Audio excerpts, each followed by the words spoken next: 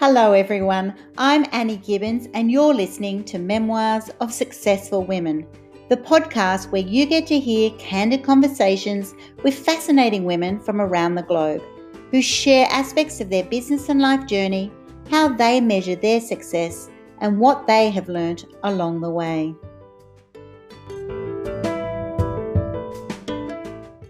Hello and welcome to Memoirs of Successful Women. Today I'm delighted to introduce you to Ayumi Uyeda, who is the founder of Proppy. She's been a managing director of Blackmores Pharmaceuticals. She's had a whole history in the consumer health industry, pharmaceuticals. She's going to share with us today her journey to success and what she's currently doing. She loves the whole concept of startups and making things happen. And so welcome to the program, Ayumi. Oh, thank you so much for having me, Annie. I'm super excited to be here. Also, the first time I join a podcast, so that's a really exciting thing for me. So thank you so much for having me. It's a pleasure. It's a pleasure. So a woman in your standing who's been a managing director of a massive company like Blackmores and then has now just gone and started up her own business as a founder. Let's start where you are now and then we'll go back into your journey of what's led you to where you are today. So first of all, let's tell the listeners all about Proppy. What is Proppy? Okay, so Proppy, the name, and I put a lot of thought into the name actually. It's always fun coming up with a new name. But it's a shortening of the words property and pie, if you put those together. And so the aim was all about helping millennials get into property. So I think we're seeing a lot actually right now. The timing is interesting because there's a lot of talk right now about how unaffordable property is. Yes. And I felt like it was always unaffordable. I mean, the idea I actually had when I was about 21, I've been sitting on this idea for a long time. Don't want to give away my age too much, but it's well over 20 years.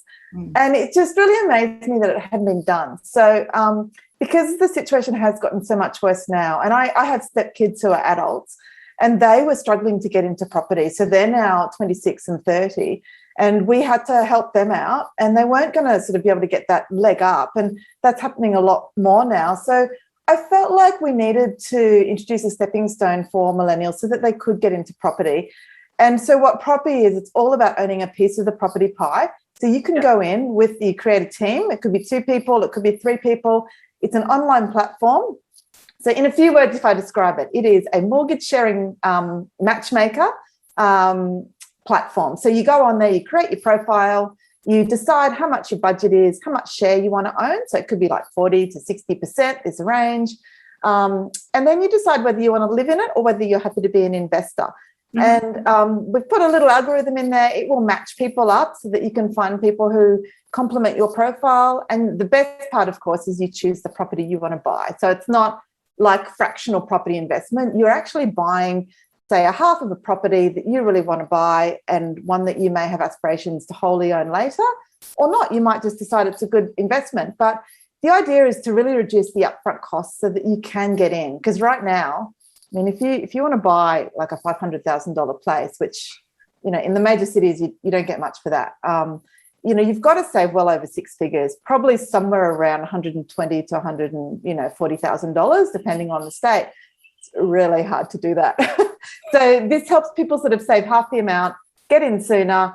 And what we're finding is, of course, the property prices are going up so much faster than wages. So getting in soon is really, really important. And I saw some numbers the other day that properties in Sydney, for example, are going up on average sort of between $1,000 and $1,200 a day. So if you think about that, like 1 or 2 months go by, there goes your first homeowner's grant, right? So there are all these trade-offs. So the aim there was to really just create a stepping stone for millennials. The reason I also wanted to really do this was that, we'll see as we get into it that I have a healthcare background, so It's quite a switch. But I really believe in the fundamentals of life. And the fundamentals are things like health, which I'm very passionate about as well. Yeah. You don't have anything if you don't have your health, but you also don't have anything if you don't have a roof over your head.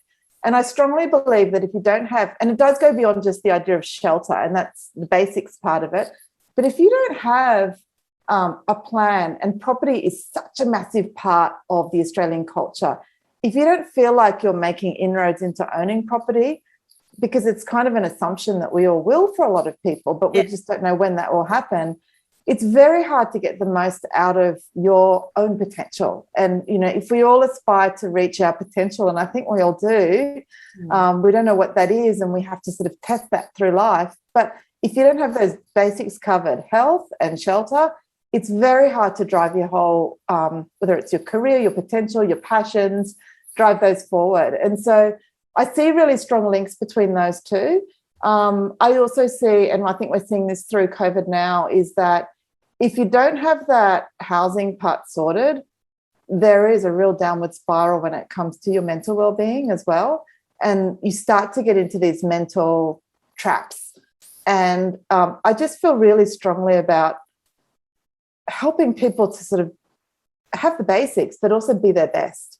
And so that's kind of where it's all stemmed. And so I had this big itch that in all these years, over 20 years, I had not seen this done, and I needed to get out there and do it. So it was a massive leap for me to leave healthcare. And I don't think in my mind I'll ever leave, because I see the links here, but I've certainly had those, I don't know if I'm allowed to swear, I'm probably not, those, oh, what am I doing? Those oh fuck moments. Oh yeah. Like, what am I doing? And I keep bringing myself back to, no, this is going to help so many people. So I've just got to give it a go, and I'm in a position now where I can. So we're going for it. Love it. Go for it big time. And I know that feeling, because, you know, so many of the women that I've coached or been with, or even myself personally, when you have that thing of, but I really want to do this, it's been on my mind for years and years and years. And so it's that moment to just step into it rather than just lean into it. You're really stepping into it and stepping up and making it happen. And it is brave, and it is bold, and it is, you know, there's a cost, there's a cost when you leave a very significant income, a position, a whole world that people see you in a certain way and treat you in a certain way, to then become a founder again, and to actually, back your idea, concept, and to make it your own. So first of all, congratulations, because I just think that's absolutely awesome. And I totally do agree. You've just raised so many topics, and it's all swimming around my mind as a mum of 5 adult children between 21 and 30.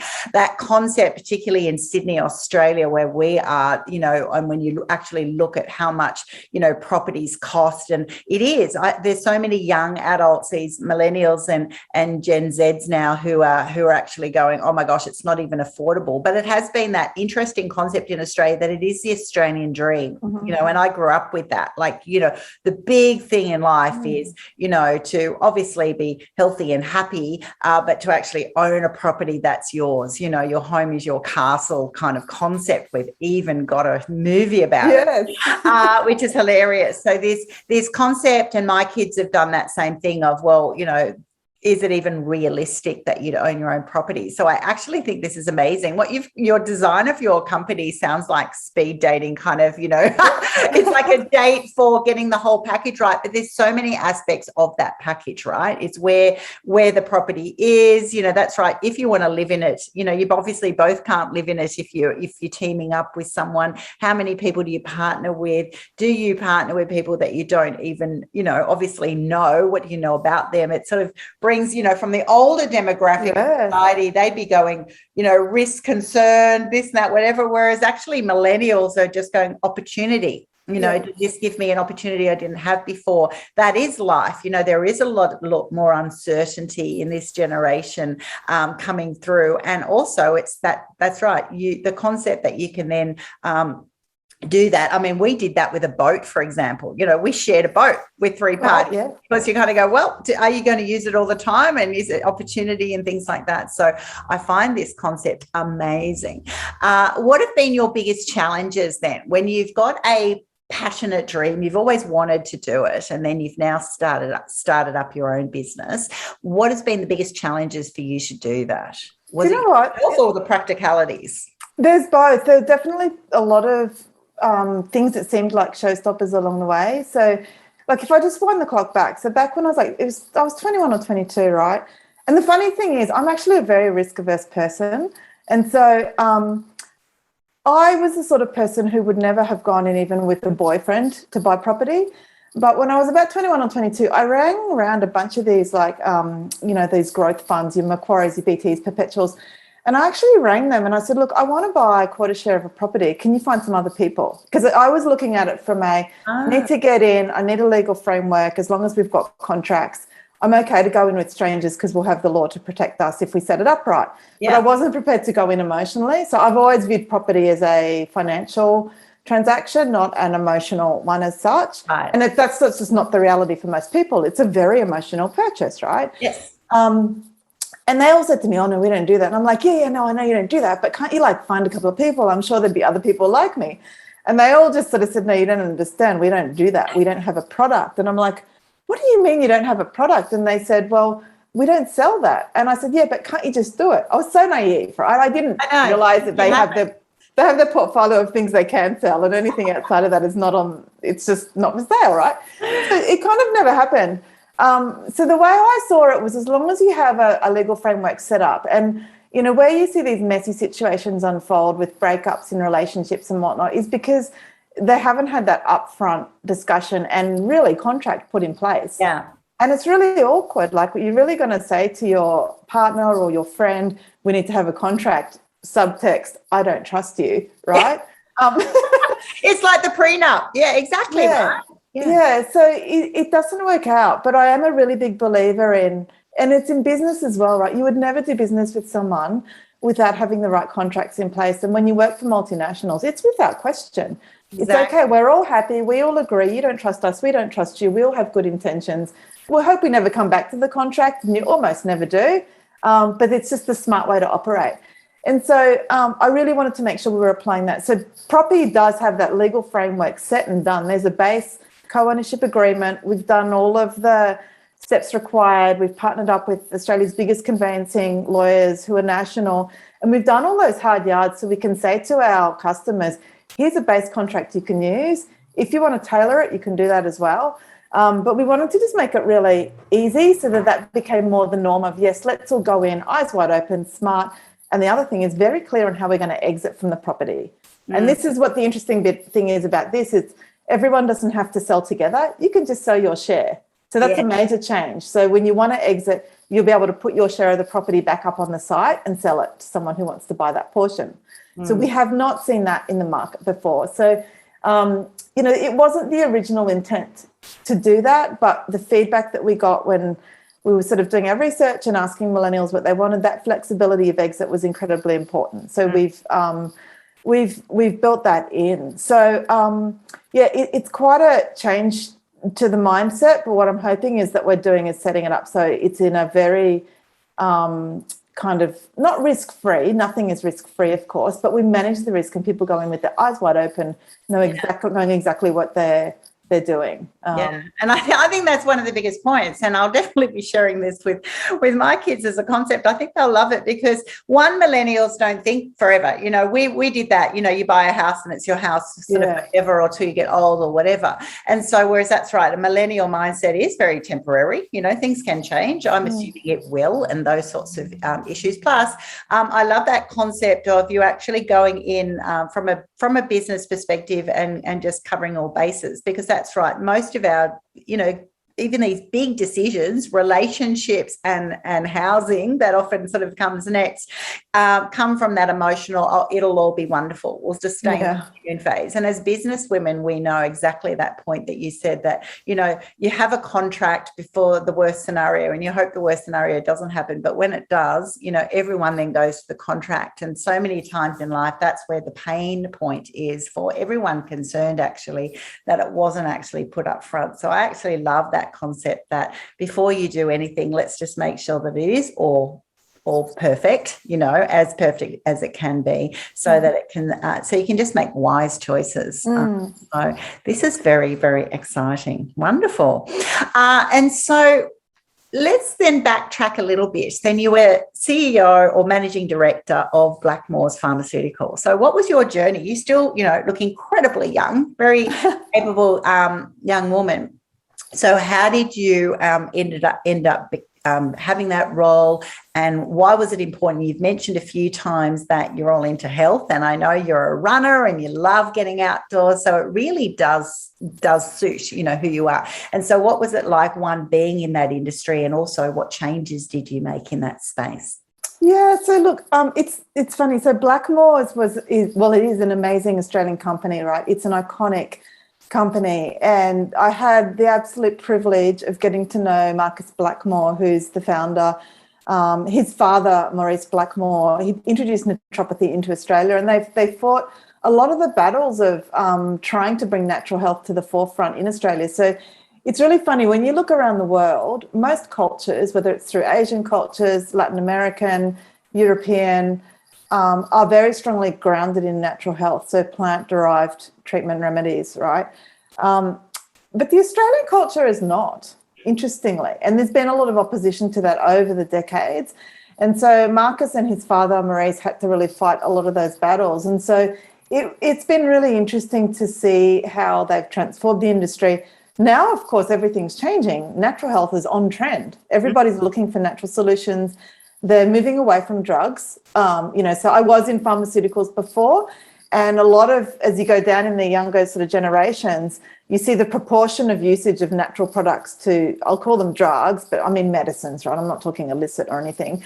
Medicines is really shifting in favour of natural solutions. And there's a lot of beliefs. There's whether it's new evidence that's coming out, but it's people are going back to their roots in so many ways. So I joined Blackmores because I felt that the purpose that Blackmores had and what Marcus Blackmore really truly believed in was so purposeful and had so much benefit to bring to people in their health. You know, there are so many people who have unsolved mysteries when it comes to their health. Yeah. And they end up resorting. It's interesting, they resort back to natural health solutions when there was probably a first line option. Now, having said that, you know, I'm very also pro medicines and pro what the pharmaceutical industry has done to advance medicine. I mean, without you wouldn't have penicillin, you wouldn't have, you know, a lot of these diseases that have been fixed along the way. And there's always controversy around the big bad pharmaceutical companies. But at the end of the day, it is, to me, the people who work in these companies, the difference that they can make. And you've got good and bad people everywhere.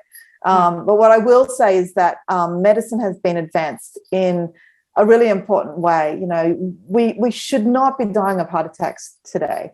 And people, unfortunately, still do. But we have so many solutions available to extend our lives, to improve our quality of life.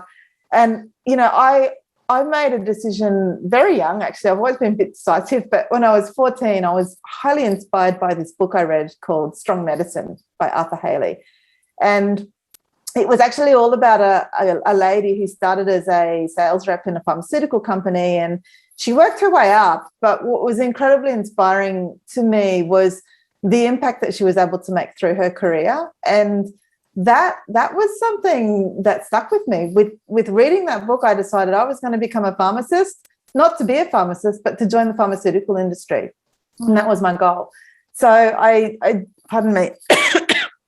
So I did that. I became a pharmacist. What I didn't expect along the way was that I loved being a pharmacist. And I worked in hospital pharmacy, and I worked at the Wesley Hospital up in Brisbane. Yeah. That was where I trained. And it was a big cardiovascular and oncology hospital. So I talked to a lot of cancer patients, a lot of cardiovascular patients who were going in for their bypass surgery. And it was just really interesting to me that you could spend 5 minutes with a patient and they were so incredibly grateful for that little bit of knowledge or extra information or reassurance that you gave them. And I was young, right? I was in my early 20s, and I never in my life thought that by spending such a tiny amount of time and really just sitting with them on the bed and saying, you're about to go in and have heart surgery, this is what it's going to mean, you're on 15 drugs right now, you're going to come out of that after that, and all you're going to need is aspirin and an antibiotic for a little while, and wow, you know, your life is going to change. And you could talk to them and tell them this, that you're going to have a whole new functioning heart, you're going to be healthier, and you're not going to be on 15 drugs when you come out of this. And it's going to be hard between now and then because it's quite a bit of trauma. But just that conversation, and they would say to me, my gosh, my doctor never told me that. And I'd say, well, I said, do you have other questions, right? And this was a very common conversation. I would ask them, do you have other questions? And they always had so many questions. So many questions, yes. And I would ask them, well, why haven't you asked your doctor? And they go, oh, no, I don't want to bother him, right? And I mean, it's a different generation of patients, but I realized very quickly that there was the opportunity to have a massive impact, positive impact on people, because people are terrified of what's going on. I mean, I can't imagine what it must be like to go in for cardiac bypass surgery and have all these unanswered questions, right? And so I loved working in hospital pharmacy, but I still had the goal to get into pharmaceuticals. And I felt that if I could work my way up, and I was ambitious. I will tell you, I was ambitious. I'm not one of those people who will say, oh, I never expected to get here or there. I was ambitious, right? And the reason I was ambitious was I felt that the further up I went, the greater the impact I could have on more people, which in a way is true. But what I didn't know at the time, and what I learned along the way, was that you can have a greater impact on more people, but you're much more removed from people. So having a one-on-one interaction with a patient where you can directly impact that patient is nothing like being in a senior position in a big corporate company where you're trying to then depend on so many people between you and the patient to have that impact. And it's incredibly difficult, very, very difficult. So you have to do things in very different ways. And so I still am a very big believer in inspiring people to achieve certain outcomes one-on-one.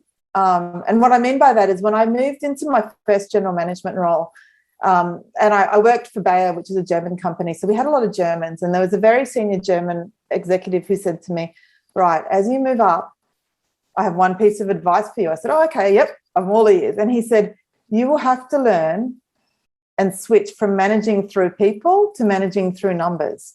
And at the time I thought, oh, that's really disappointing because I love managing through people, right? Like I felt like I could impact people one by one. And I'd only managed small teams at that point. Anyway, as my career progressed, I learned that advice, I've actually put it to the side. I don't agree with it at all. And of course, there's commercial aspects, but I'm a very big believer in business. If you do the right thing, the numbers will always follow. Yeah. So I actually don't focus on the numbers. I still focus on the people around me. And whoever was in my sort of team, even though I couldn't necessarily reach, when you are running organizations of hundreds of people, or if you're in a global role, I was in a global role before Blackmore's where, you need to sort of have reach into every sort of country. You can't impact every single person one by one. Okay. But what you can only attempt to do is impact those who you can reach. And so I still very much focused on that. And I didn't believe in managing through the numbers. The numbers for me were more of a metric, right, of the outcome. Just like in sports, right? You don't focus on the scoreboard, you focus on the ball. So, these are sort of the learnings along the way. I have absolutely loved working in healthcare. I've been lucky to love every job I've had. And people say to me, well, you're so lucky, you've always had such great jobs. And it's like, yeah, I am. Like, I've really loved every job and couldn't get enough of it. And every time I've moved from one job to the next, I always felt so sad because I felt like I had unfinished business always, right, that I didn't get to see things through because I am a finisher. But there's a lot of things I didn't get to I feel like I didn't get to see through, but you've got to sort of keep moving and go on to that next calling. I spent the last before I joined Blackmore's, a good 10 years in different markets all through Southeast Asia and in Japan and then into the US. And also love that because I got the privilege of being able to see how healthcare systems worked in different parts of the country, how that worked with different cultures, different teams. And you have to sort of start to learn, I guess, what is tradition versus what is, that's how we've always done things, and know what to break and what not to break, right? What to protect and preserve. And I think that's been a real learning for me along the way. So you have the chance then to sort of really fine-tune your judgment as you go along. So it's been an amazing ride. I've just had the most incredible experiences thanks to these companies. Honestly, like these companies open up incredible chances for you to work with people. And I've worked with amazing people who you find around every corner. I've been absolutely blown away by the not just the caliber of like really smart people, but interesting people. And, you know, when you get to exchange ideas with people from a completely different country, you know, to sit in workshops with people from, you know, Russia or Belarus or, you know, and then all these international people who are also living in countries where it's not their own countries, like the Argentinian who's living in Barcelona, or, you know, the German who's living in Ljubljana, or, and it's just really amazing to be able to interact and work with people and share observations and share laughs and have a drink every now and again. That was in the days we were traveling. But all of that is incredibly rewarding, and you learn so much. And then you bring all of that back, right? So then I came back to Australia, joined Blackmores, and it was so fun and so refreshing to work in the Aussie culture again after so long. Like all the little, like you feel like you can dial the jokes up a notch because people not so serious. It's just, it's not, because, you know, Asia is very serious as a business culture, and you have to sort of adjust to that. But, you know, it's the nuances of the Aussie humour, right? I just absolutely love it. So I've really loved being back. And I have to say, it was really hard to leave Blackmores too, because I really love being there, and there's amazing people there.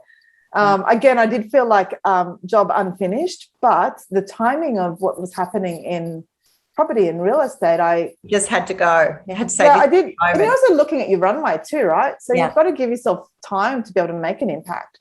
So you can't leave things too late. So I kind of felt like I had to get on with it. I absolutely love that. And the concept that, you know, when you say, you know, I had unfinished business, you actually should, right? Because if you're a high level thinker and work in that sort of space, there will be always things to do. There will be future pipelines, and so it is and should be always hard to leave, you know, because that's right, it's not as if we do a project and then we finish. We're always got things, you know, coming. And I think that is just so refreshing to say that you have loved all of your positions, because it's shown that they've been challenging and they've been right for you. But also when people say you're lucky, you know, it's amazing how lucky people are who really lean into their brilliance and their space of what they're wanting to do and are ambitious. And we as women particularly need to not shy away from that, you know, to actually say confidently, yeah, I was ambitious and I did make things happen and I did, you know, get those experiences and learn from those people is a really good thing, you know, because the reality is it doesn't just happen, you know, it does require the people to actually go, yes, I am worthy of this. I'm going to make sure that I am educated, I get the right skill set, and I know the right people, the whole package that comes with opportunity.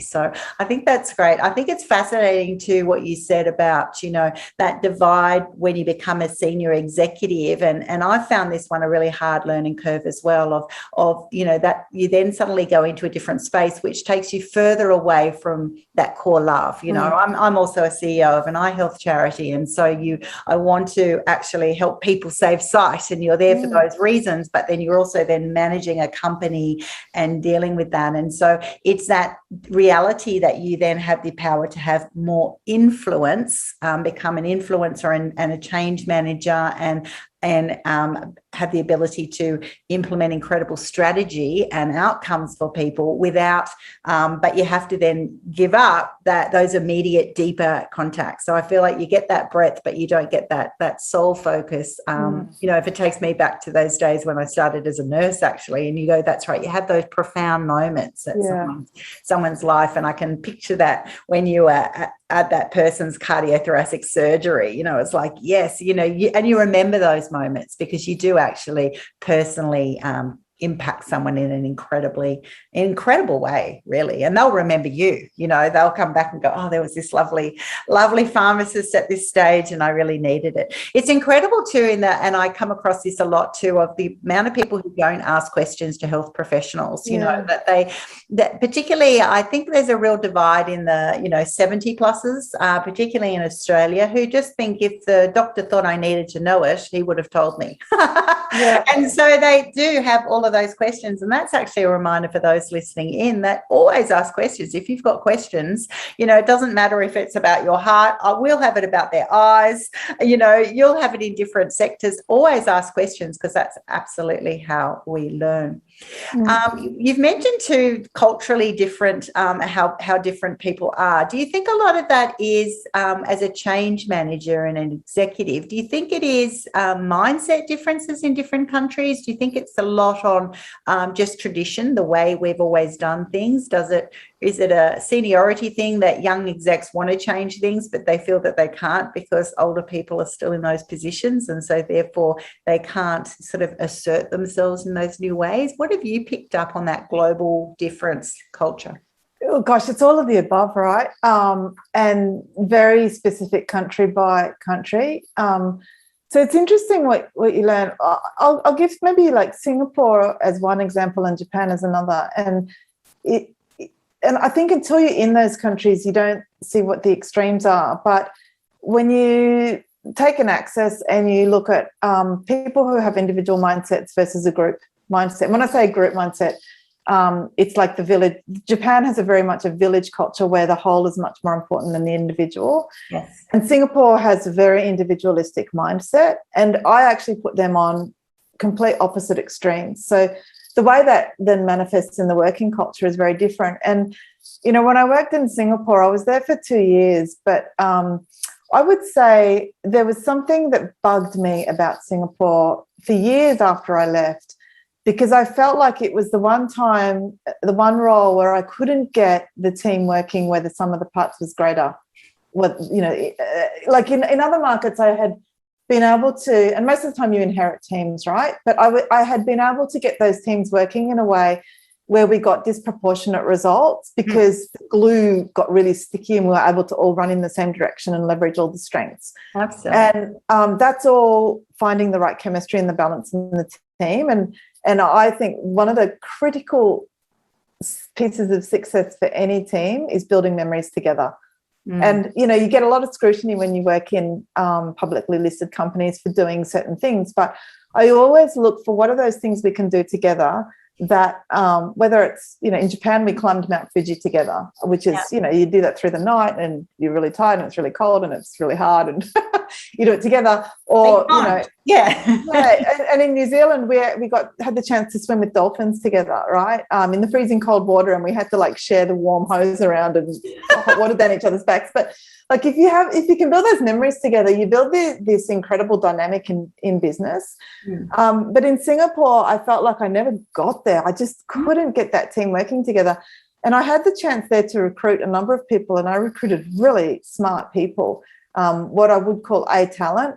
But I think the mistake I made was each of those people had a very individualistic mindset where the team wasn't greater. And so we never actually got that effect. Japan on the other side is a culture where it is a village mindset. The team and the dynamic and the community is always far greater than the individual. It's a very humble culture, and that goes deep. And a lot of they call it Japanese logic, but when you're working in business in Japan, it is very difficult to succeed. A lot of Western companies, multinationals, it's the same story. They go there, they fail, they go home. They just cannot succeed there because they fundamentally do not understand the culture and the business culture. And there are deep-seated traditions that you have to try to understand, which drive the decision-making for today. And you need to be able to get in there and understand what can be challenged and what should not be challenged. And it's not logical at all. There is no logic in Western logic, right? There's no logic to it. So that understanding of deep-seated tradition is critically important in certain cultures like Japan. And I'm sure there are other cultures like that too, all through Europe. So I think it's important what it means though is it's very time-consuming to understand that. Yes. You have to have the conversations, you have to have the trust, you've got to dig in deep and really understand why people are saying certain things in certain meetings or things aren't going in the right direction. And again, the tricky part with Japan is it's not a direct, let's call it, the language is a high context language, which means everything is all read between the lines. So even if you ask those questions, you won't get the answers. You still have to find what's between the lines. And so it does require a lot of patience, and it requires a lot of intuition, and it requires time to get in there and understand. So I think that's probably true for everywhere that you go. If you don't know the culture, you just you have to really get in there and understand it. And, you know, when I worked at Bayer, they had this really amazing tool. It was an online tool where you could actually go in that helped you settle into different countries by understanding where your natural preferences set versus the norm of the culture in that destination country. So you got an automatic kind of read on what your personal watch outs might be that you might have to think about. So I thought that was incredibly useful, and a lot of the people who moved around different countries use that tool as well. But then you've also got to just get in there and play it by ear. But I have to say, I feel for people who in this last couple of years have taken jobs overseas but not moved there. Like, I know people who have now taken a job in Japan but they're not in Japan, or taken a job in Hong Kong and they're not in Hong Kong. So hard. I think that's very challenging and very, you know, very hard to be able to get in there and understand that. So that's got to be really tough for them, I think. I think very, very difficult. And yeah, that's true. I love you know, I'm always chasing to create synergy, which is what you're saying. The sum of the parts is bigger than what you're trying to do. And that all does come from relationships and shared experiences, and really, you know, just allows you to punch above your weight. And so, but there's so many factors, as you said, that actually are required to make that happen. And that's the dream, isn't it, when you actually get that in different places.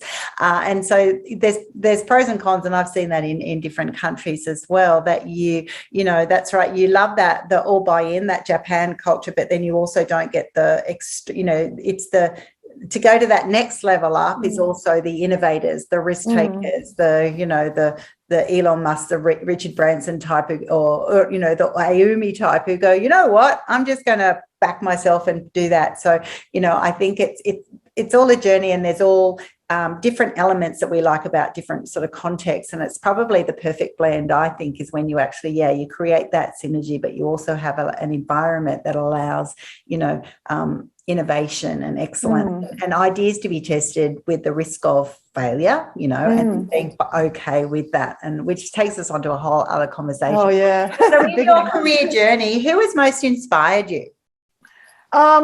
Look, I've had some amazing managers. There was one who was a French guy in Bayer, and he came from outside of the healthcare industry. So he came from the crop science division, came in. I found his name is Bruno Tremblay. He was incredibly inspirational. He was such a visionary. And what I loved about him was, and he was the one who sent me into Japan, which, you know, initially I'm half Japanese, right? So I have had a baseline understanding of the culture. And that's not why they sent me there. But initially my reaction when he said, why aren't we in Japan? And I said, well, yeah, it's a big opportunity. And he said, do you want to go? And I said, no, absolutely not. It's a very male culture. I'm never going to succeed there. I'm not Japanese. I'm half, but they won't view me as Japanese. And he just sort of said, well, why not? But anyway, I ended up going because I had complete 100% trust that he was going to back me, and that he understood that it was going to be really, really tough and really, really hard, which it was. But what I loved about him was he was the kind of boss that when he came to visit the country, we loved it. We loved it when he came, right? And the reason was that when things were hard and we weren't getting that initial traction, because it does take a good 2 years to show commitment in the market before anyone's going to buy from you. You just have to do that time, right? He wasn't there saying, why aren't you selling more? He was there saying, what about this? Or have you thought about that? Or he was such a visionary with his lateral thinking, and you know, it wasn't necessarily things that we should do or that we even did, but he pushed our thinking broader and put air under our wings for us to find new ways to fly, right? And so he was an incredible inspiration for me, and I learned so much from his style there. And you know, it is really about putting air under people's wings so that they can leverage their strengths and just go and have that implicit two-way trust, which is actually very rare to find. So he was an amazing inspiration for me, I will say, in probably the last 10 years. Another person who was a really big inspiration, actually, she was messaging me this morning, and she's the one that actually got me into running, and I worked with her in the US. And she is an Ironman or Iron Woman, and she went to the World Championships in Kona. But what's inspiring about her is when she did her first Ironman race, 6 weeks later, she was diagnosed with breast cancer. Oh. It's like, oh my gosh, you did an Ironman with cancer? And then she went on to do more, and then, and she, had surgery, and she's all good and all okay. But she's continued to go on, and she was the one that actually said to me, why don't you do a marathon? And I was just, no, not with these knees. I ruined these knees in my 20s because I thought I was a runner, but I actually wasn't. And she said, you don't have a joint problem. You have a strength problem. Mm-hmm. And I was like, really? And I asked her to write me a plan. I said, will you write me a running plan? So she did. So I stuck to it and I did it. And then I did my first marathon last year, and then I did another one a couple of weeks ago. And I've kept it going. But she, I would say, is one of the most intense and smart people I've ever had the opportunity to work with. And I learned so much from her. I only worked with her for a year, but I learned so much from her. And the reason, it wasn't just that story that was inspiring, but for me, it was this relentless kind of problem solving, finding new ways, and the speed at which she worked. She was absolutely phenomenal. So she's been in recent years a real inspiration, and I will say she's changed my life because now I run.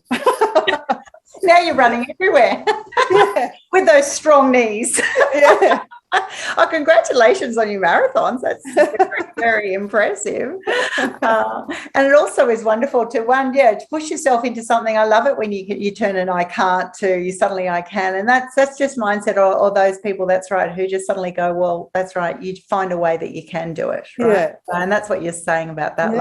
Yeah. Even though the circumstances look really bad, like knees or breast cancer or something really challenging, you just go, well, how can I make it a positive? Oh my gosh, and it is pure mindset. I can't tell you. I mean, people probably hear this and just say, oh yeah, okay, she ran a marathon, she's probably good at sports. No.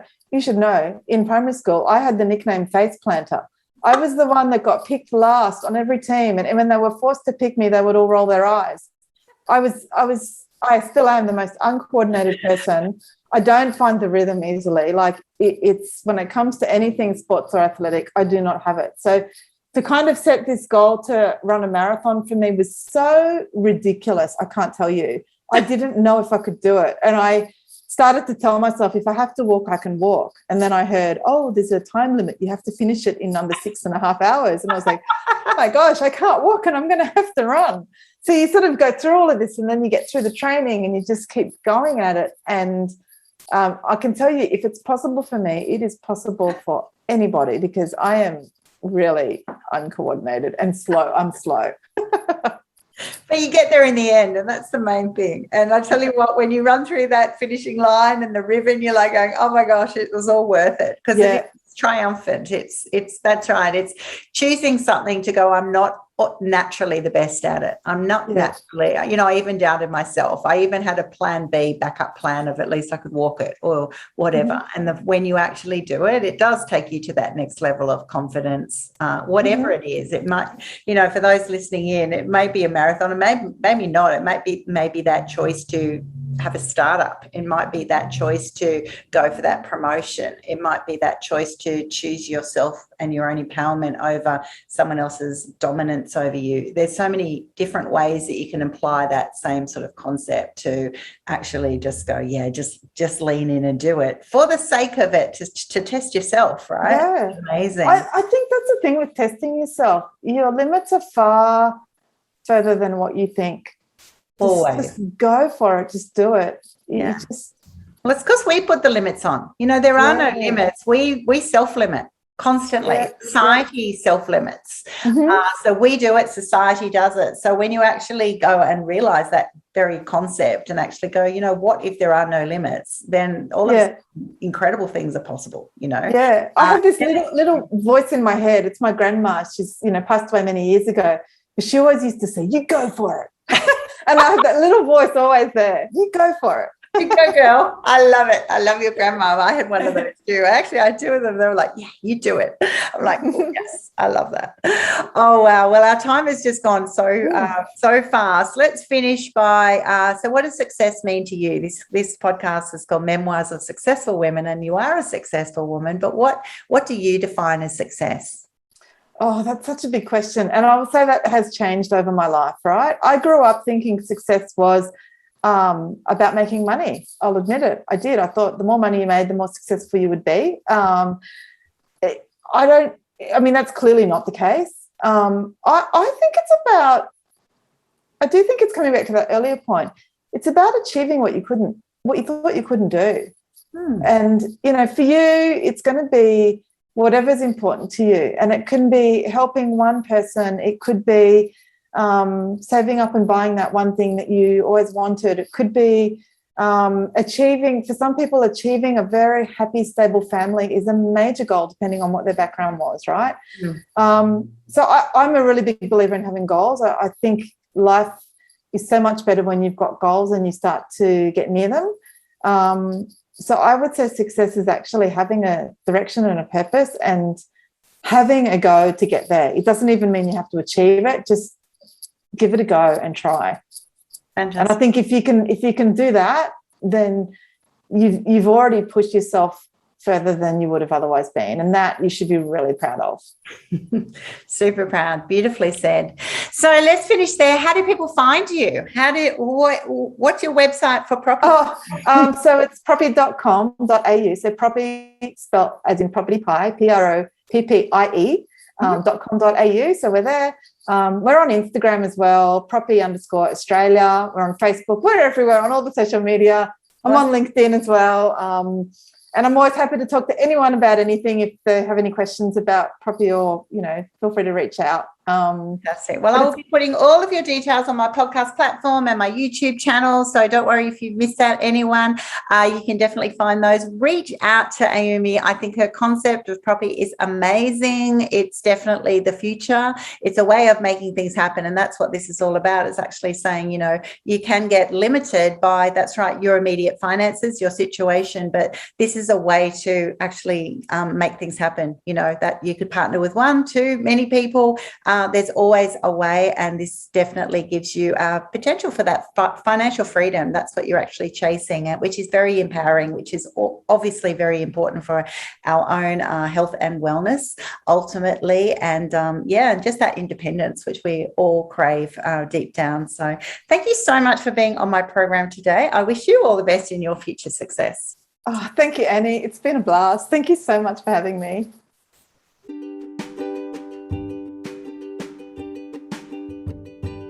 Thanks so much for listening to this episode of Memoirs of Successful Women. You can find me at anniegibbins.com, where you can download my free resources, get connected on social, and check out my online magic transformation program. If you love this show, feel free to subscribe to future episodes and, of course, share it with your friends. I'll see you again soon, and until then, happy podcasting.